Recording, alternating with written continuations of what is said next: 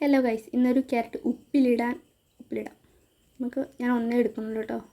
നിങ്ങൾ രണ്ടെണ്ണം കാണിച്ചെന്നുള്ളൂ, ഒന്നേ എടുക്കുന്നുള്ളൂ. അത് ചെത്തി വൃത്തിയാക്കി തോലെല്ലാം ചെത്തി എന്നിട്ട് അത് കഴുകി വൃത്തിയാക്കി കൊണ്ടുവന്നു കേട്ടോ.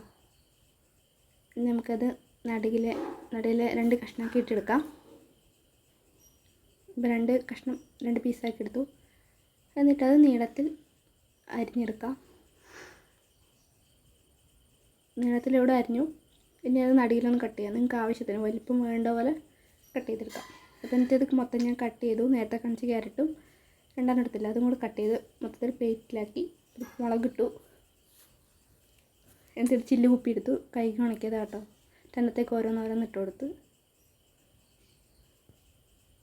അങ്ങനെ നമ്മൾ മൊത്തം ഇട്ട് കൊടുത്ത് ഞാൻ മുളകും കൂടെ അതിനകത്ത് കീറിയിടാം.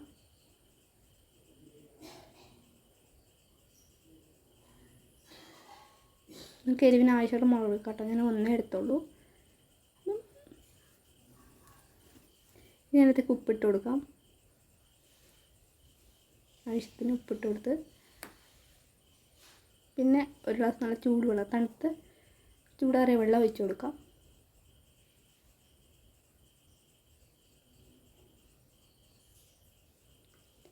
എന്നിട്ട് ഇത് അടച്ച് വെക്കാം. ഇനി ഇത് 3 ദിവസം കഴിഞ്ഞിട്ട് എങ്ങനെയുണ്ടെന്ന് നോക്കാം നമുക്ക്.